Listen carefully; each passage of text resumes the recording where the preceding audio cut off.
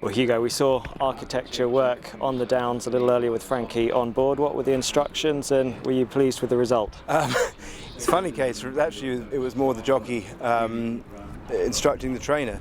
It's the first time I've come here, and Frankie's been here a lot, and so I just discussed it with him and said, what do you think we should do, and what do you want to feel? And he said, I want to feel her come round the bend, I want to feel her quicken up in the straight, I want to teach her to make sure she knows to change her legs at the right point. And so I said, right, on you, go and do what you want to do then. And he did. And I was very happy with what I saw, and he particularly, most important thing, he was really happy with what he felt. Yeah, she gave me a good feel.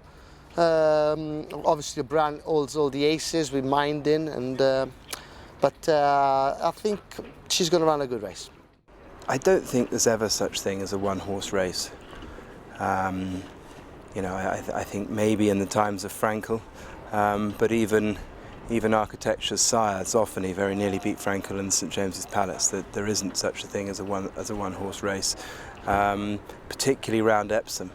And particularly when you're talking, you know, in the case of a Guineas winner having to go 50% further again, you know, it's a very unique test, Epsom, and that's why it's so hard to win both the Guineas and the Oaks.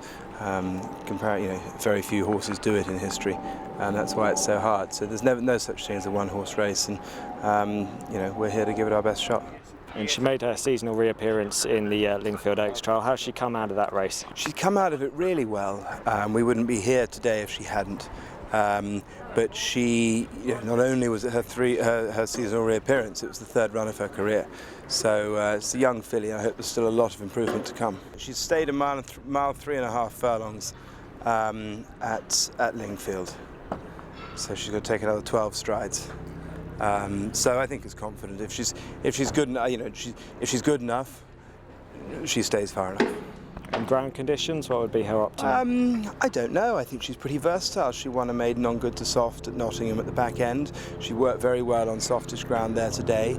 But obviously the peak of her form was in the Lingfield Oaks trial, which was on good to firm. So lovely thing is I'm not going to have to worry too much about the ground.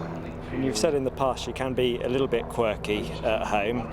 Is that a concern coming into a big race like the Epsom Oaks? She's quirky about little things and actually quite sensible about big things. She was a bit sort of sweaty and nervous in the racecourse stables beforehand, but as soon as we came out onto the track, she dried off and behaved like an absolute pro throughout. So, no, I think, you know, she was immaculately well behaved at Lingfield, and I know Lingfield to Epsom is a big jump, but it's busy on Derby trial day at Lingfield, and the crowd are very close to the enclosures are very close to the track and to the horse walks and that sort of thing. So no, I'm not too concerned about her temperament. And of course, you have trained an Irish Oaks winner. How would Architecture compare to Covert Love? At the same stage, she's much better. Covert Love had just won a handicap off a mark of 82 this time last year, and this filly's been second in an Oaks trial, rated 97, so she's a stone better at the same stage. Similar type physically, both balanced, both stand over quite a lot of ground, quite rangy. Covert Love's a bigger filly. We toyed with the idea of bringing her for the Coronation Cup, and I'm just not sure that the contours of Epsom are for her. I'd rather be running her uphill at Ascot than downhill at Epsom. But they're a similar style of horse. And Ascot next for Covert Love? That's very much the plan, yeah. We're going to go to Yarmouth in the next few days and just give her an away day and a racecourse gallop.